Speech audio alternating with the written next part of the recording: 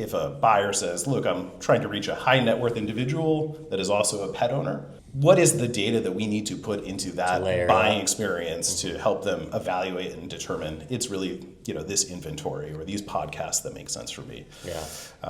And I think that, agentic AI presents a ton of opportunity just to provide some context too, right? Totally.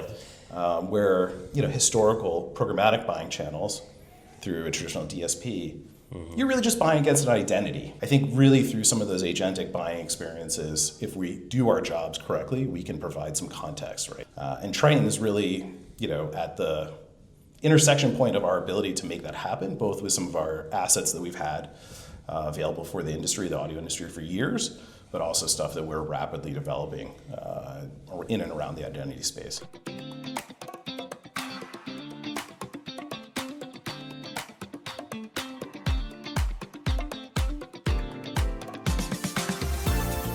What's going on, everybody? Welcome back to another edition of the Ad Podcast. We have Spencer Morris, who's the SVP of Identity and Data at Triton Digital, a part of iHeartMedia Group. Spencer, thanks for coming on, man. Yeah, thanks for having me. Good to meet you. Yeah, you too. So how's Possible been for you? And then where does Triton sit inside of the iHeart world these days? Yeah, Possible's been great. Yeah. I think for somebody like me who sits in really the ad tech space, compared to something like a CES or a CAN. Where you got to get kind of through all the people selling widgets and computers. Yeah, and exactly. I mean, this is like kind of centralize it, luckily. Right on point for my space, and the things that I'm interested in. So let's go. We can cover a ton of meetings in a really short amount of time and have a lot of good conversations with companies that we need to be working with and thinking about working with. Yeah. That's awesome. So tell us a little bit about Triton and where does it sit in of the iHeart world? Yeah.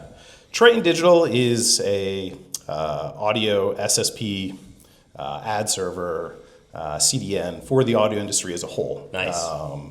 iHeartMedia is Triton's largest customer. I can imagine. But also, we obviously service publishers and broadcasters globally. Nice. We operate in about 87 different countries across the world, and I've obviously localized our products for those businesses. And we're talking large publishers all the way down to very small publishers, and have to be able to support them, obviously, with different products that scale to their needs. Awesome. So how does audio kind of show, you think about audio these days, there's terrestrial radio, which still has a pretty decent footprint. A lot of people forget. Massive footprint. Yeah. I mean, I find that my, for whatever reason, my Apple Podcast app crashes and I'm driving and I don't want to be distracted, so I just hit the radio button. Press the one and then go to your favorite station. Just listen to radio for until I come to a red light, and then maybe I'll fix it or something like that. Yeah. But obviously there's still a ton of people driving around in cars that don't have connected cars and aren't streaming their favorite music and podcasts. And then obviously a huge ecosystem of people who are.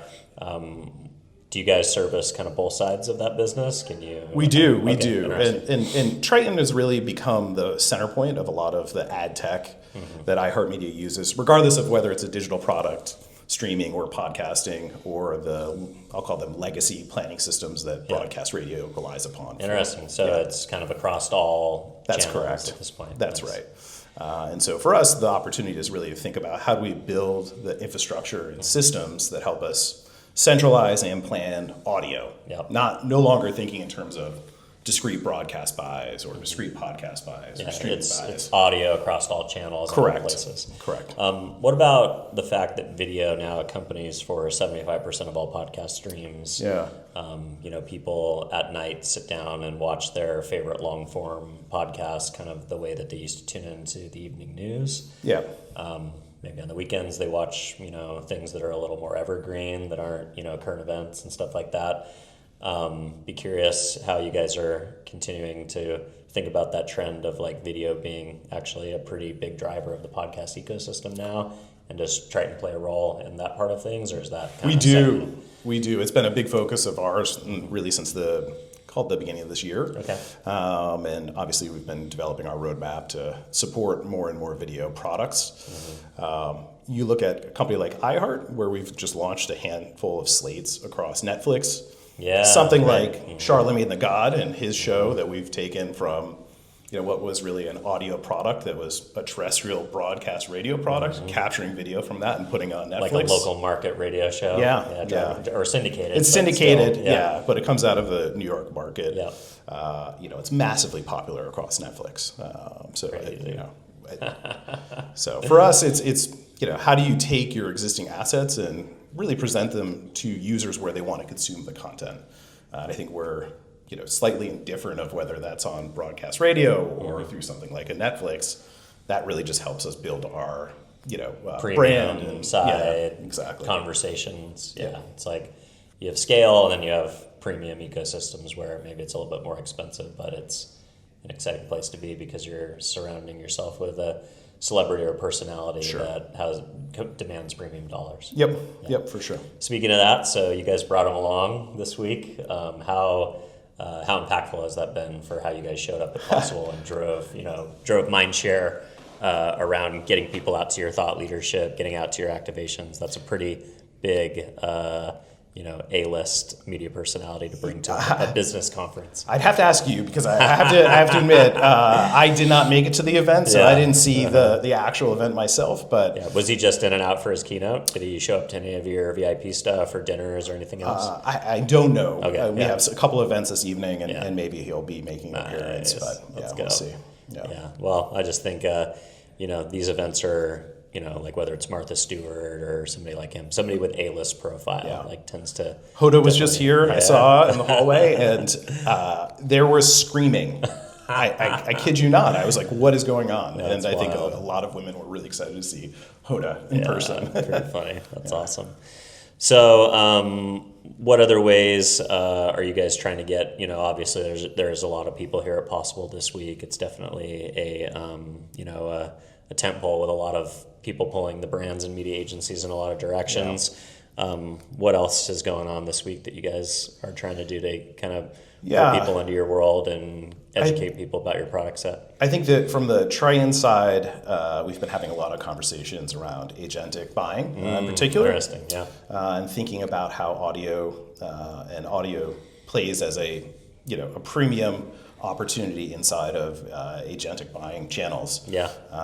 Obviously it's still very early, but we are firm believers in that it's going to be something that evolves really quickly. We're seeing, even just in a handful of months, active campaigns starting to flow through and test budgets start to flow through. Wow. So for us, we're really thinking about what is the core signal that we need to make sure that we have available to, help marketers understand the value of our inventory as they start to engage through those experiences, right? So if a buyer says, look, I'm trying to reach a high net worth individual that is also a pet owner, what is the data that we need to put into that buying experience to help them evaluate and determine it's really, this inventory or these podcasts that make sense for me? Yeah. And I think that, agentic AI presents a ton of opportunity just to provide some context too, right? Totally. Where, historical programmatic buying channels through a traditional DSP, you're really just buying against an identity. You have no idea whether that's going to go on an MFA website, or if it's, somebody spends 50 seconds on a page and it's a display ad.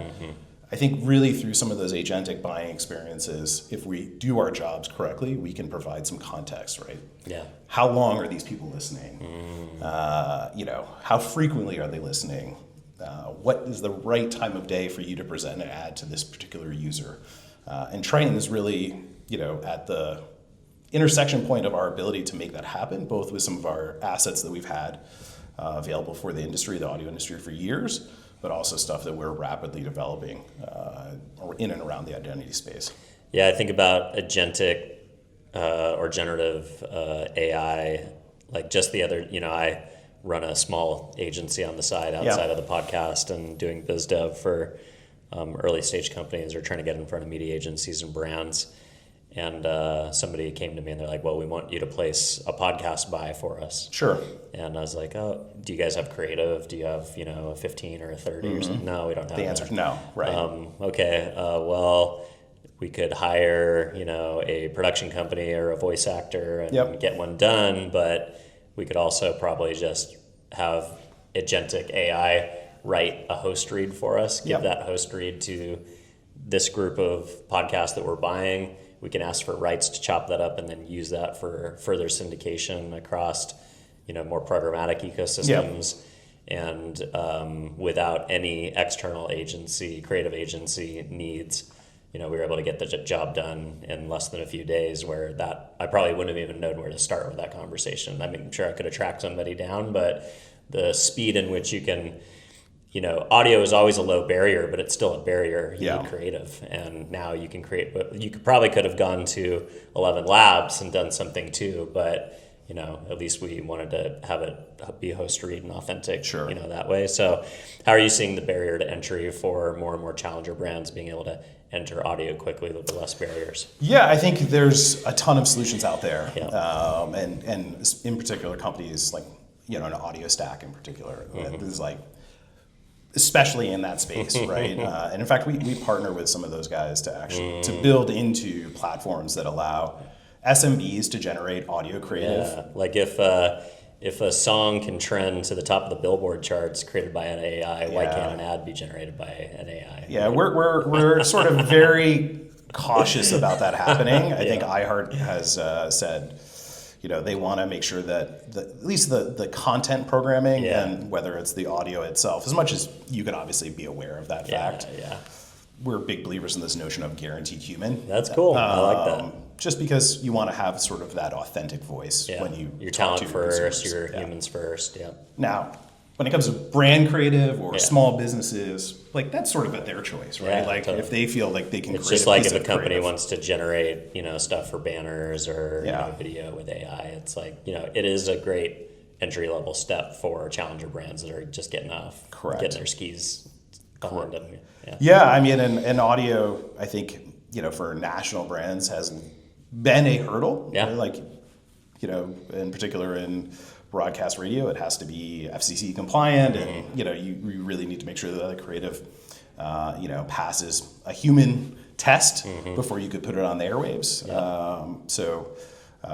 At least historically, that has been a challenge, right? And you don't want, the worst thing you could possibly do is take your video creative and just put it on. Strip out the audio and put it on the air. Voice is very much, its own medium. For sure. Exactly.